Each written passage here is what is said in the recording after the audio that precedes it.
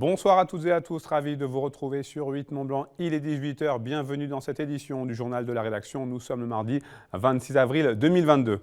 Au sommaire ce soir, nous irons à Favert-Châtenay pour débuter cette édition. La commune du territoire des Sources du Lac d'Annecy abrite les locaux de la bois-cyclerie.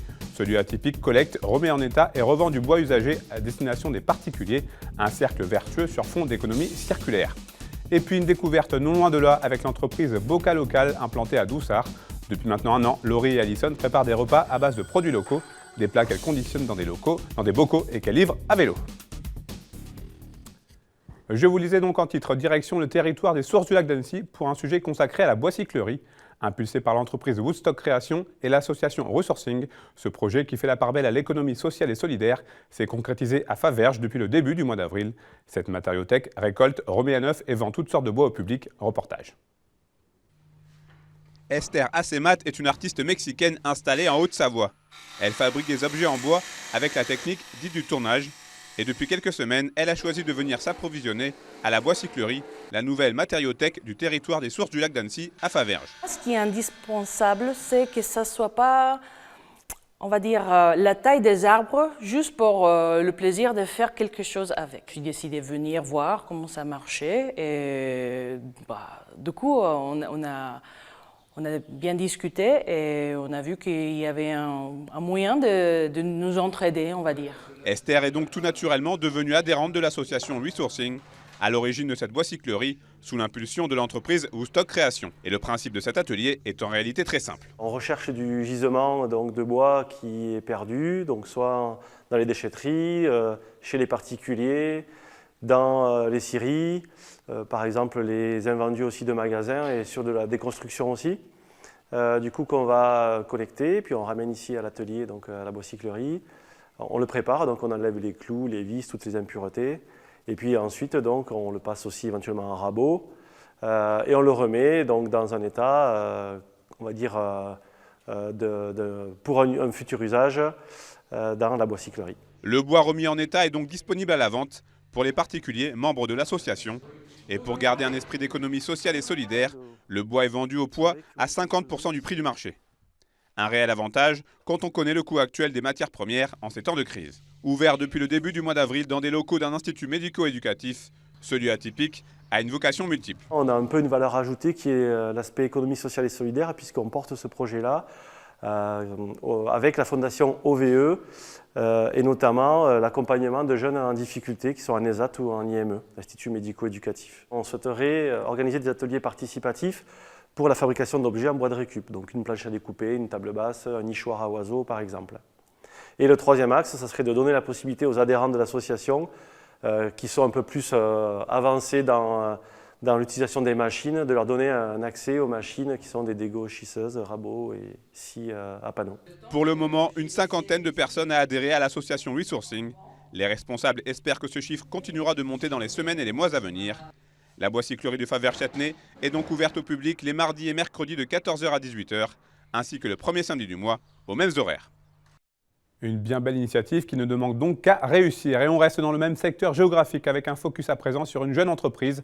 Manger local dans un bocal, tel pourrait être le slogan de Boca Local. Créée il y a maintenant un an à Doussard, la société propose une alternative au restaurant dit classique grâce à des repas cuisinés à base de produits locaux et conditionnés dans des bocaux en verre. Et pour une démarche encore plus écologique, la livraison se fait à vélo. C'est un reportage signé Manon Toiti. C'est un restaurant bien particulier qui a ouvert ses portes à Doussard. Depuis un an, Laurie cuisine de manière éco-responsable. Ingénieure dans l'agroalimentaire, elle a vite choisi de se réorienter vers une toute autre voie. Après avoir trouvé des producteurs près de chez elle, elle a lancé Boca Local, un concept qui colle à ses valeurs et à sa volonté de préserver l'environnement. Boca Local, c'est un service de livraison de plats maison, locaux et de saison, en bocaux consignés. Et donc les bocaux, on les livre en vélo cargo. Donc c'est vraiment, il y a une dimension très éco-responsable du projet, parce que c'est quelque chose qui est ancré en moi depuis toute petite. Mes parents ont toujours mangé bio. On fait très attention à nos déchets, etc. Donc c'est quelque chose qui me tient à cœur. Avec son associé Alison, Laurie vise une clientèle très locale sur les bords du lac. La majorité de leurs bocaux sont vendus à des travailleurs qui n'ont pas de cantine au sein même de leurs entreprises. Aujourd'hui au menu, mijoté de courges et chorizo ou salade de crudité accompagnée de falafel. Si ces repas donnent l'eau à la bouche, il est parfois difficile de les concevoir pour les mettre en bocal. Alors la difficulté de travailler avec des bocaux, c'est un conditionnement qu'on doit prendre en compte pour le réchauffage des plats. Donc c'est soit le micro-ondes, soit au bain-marie. Et puis le fait qu'on ne va pas pouvoir faire tous les plats qu'on souhaite, par exemple l'esthétique surtout en fait, c'est là que va intervenir la problématique. C'est difficile de rendre quelque chose de joli. Par exemple faire un pot-au-feu en bocal, c'est pas forcément sexy. Une fois leur commande préparée, les filles laissent leur tablier pour enfourcher leur vélo. Parfois leur trajet fera 5 km, d'autres fois elles pourront en faire jusqu'à 20. En une année, elles ont créé une clientèle fidèle, heureuse de pouvoir manger sainement, sans avoir à se déplacer. Salut Laurie. Salut, ça va? Salut Guillaume. Ouais. Alors, qu'est-ce que tu nous racontes aujourd'hui? C'est de la fluidité, c'est de la facilité, c'est aussi une journée qui se passe mieux quand on mange bien. Donc ça veut dire que je suis aussi plus performant, moi, dans mes soins et dans ma pratique. Non, c'est vraiment quelque chose qui est extrêmement maintenant important. Et entre mes petites salades, je ne dis pas de marque, que je prenais avant, et là on est sur un autre niveau. La tournée s'est achevée en début d'après-midi. Les prix par menu vont de 11 à 13 € et les plats se commandent via le site internet du restaurant. On reste dans le local avec mon invité vidéo du soir, Christophe Richel. Bonsoir. Est-ce que vous m'entendez? Oui, je vous entends très bien. Merci de m'accueillir. Merci à vous d'être là avec nous. Vous êtes le président du syndicat régional des vins de Savoie, également maire de Saint-Baldoche près de Chambéry. Je vais aller droit au but pour ma première question. Christophe Richel, on est le 26 avril 2022. Comment se porte aujourd'hui la filière que vous représentez?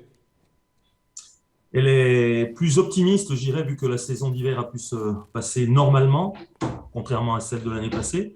Il y a toujours un petit bémol sur les cours des vins en vrac.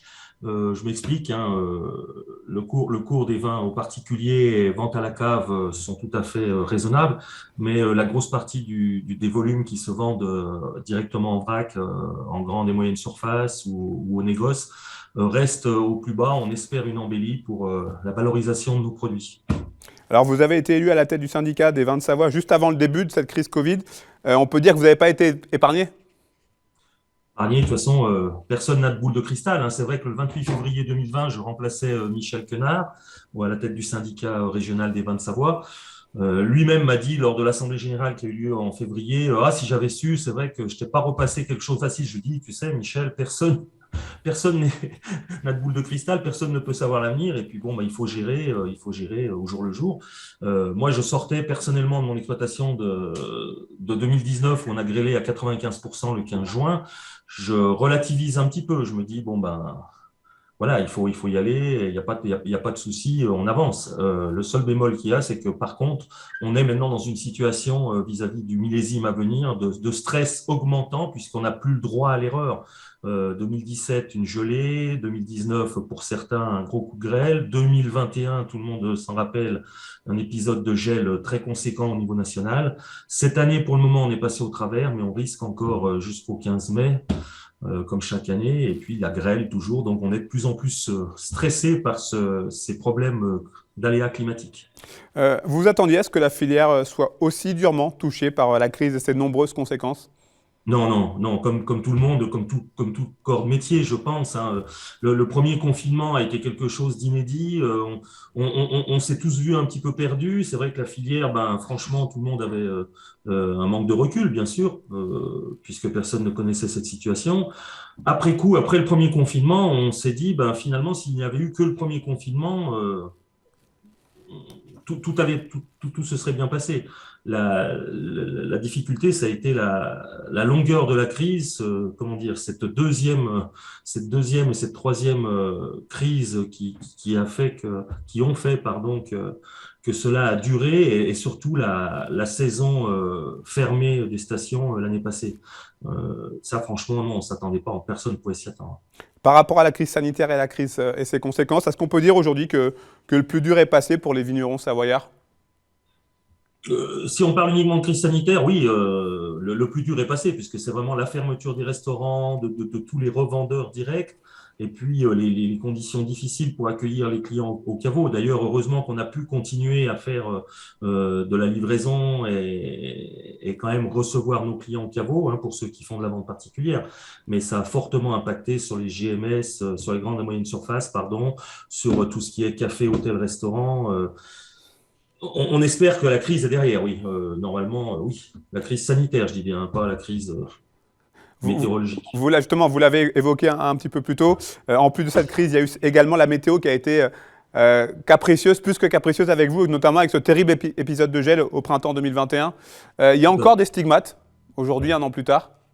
Non, le gel a je dirais, a cet avantage ou n'a pas cet inconvénient, le gel, d'impacter la récolte de l'année d'après. Moi, pour l'avoir vécu en 2017, le gel, l'année d'après, au contraire, la vigne s'est reposée un an et normalement est plus à même de produire une année après le gel, une gelée de printemps.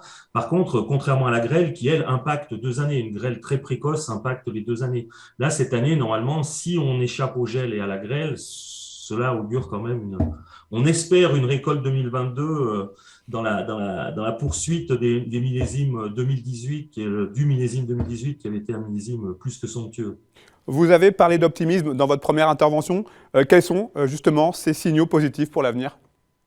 Alors, les signaux positifs, c'est de continuer, c'est d'y croire et puis de se battre pour la qualité. La qualité, in fine, dans la bouteille, c'est ce qui nous sauve, c'est ce qui nous permet d'avancer, c'est ce qui nous permet, comme je disais, j'employais aussi le mot de valorisation de nos produits. La valorisation de nos produits, elle n'est possible que si on propose une qualité continue, régulière, chaque année.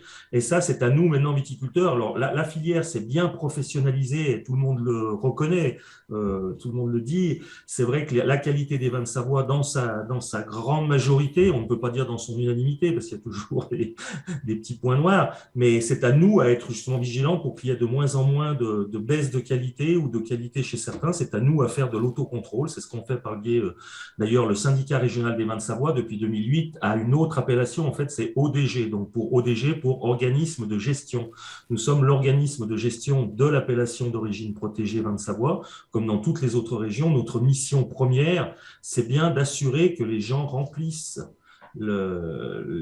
toutes les charges, tout le cahier des charges pour produire la meilleure qualité possible. Et moi, mon optimisme, c'est qu'on a une qualité maintenant, on a une base de qualité qui est reconnue, qui n'est pas suffisante, attention, il ne faut pas dire suffisant, et qui est encore à améliorer. Par contre, pour avoir fait avec le comité interprofessionnel des vins de Savoie de gros efforts sur l'exportation, nos vins sont reconnus à l'export, et je pense qu'on a beaucoup, nous, de parts de marché encore potentielles à conquérir. Maintenant, c'est à nous d'être sérieux à la base, au départ.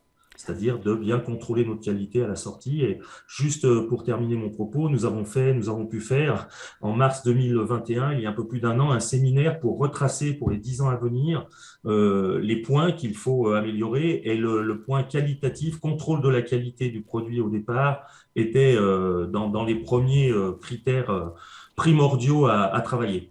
Merci beaucoup, Christophe Richet, de vous avoir consacré quelques minutes. Bon courage et bonne continuation pour la suite. Venez goûter, n'hésitez pas à passer goûter entre 2 journaux télévisés. Avec modération toujours. Avec modération, forcément. Merci à vous. Merci à vous. Une dernière information à vous donner avant de se quitter. Une phase de diagnostic d'archéologie préventive débute ce mardi 26 avril au Haras d'Annecy. Une étape obligatoire à moins de 3 mois du début des travaux de réhabilitation du site. Au total, ce seront entre 5 et 10% des 17 000 mètres carrés du terrain qui seront sondés pendant 3 semaines par une équipe d'archéologues. Les espaces boisés, eux, ne sont pas concernés par ces études. C'est la fin de cette édition. Merci à vous pour votre fidélité à l'information sur 8 Mont Blanc. Merci à toute l'équipe. Tout de suite, vous le savez, la météo présentée par Thierry Paume. Vous retrouverez juste après le 2e épisode de Panorama. L'émission est inédite cette semaine. Elle est consacrée à l'univers de la bande dessinée. Et Victoria Lopez reçoit Antoine Daunier, le président du salon Sevrier BD, qui aura lieu du 6 au 8 mai prochain. Passez une très belle soirée, prenez soin de vous et de vos proches. Je vous retrouve avec grand plaisir mercredi pour un nouveau journal sur 8 Mont Blanc.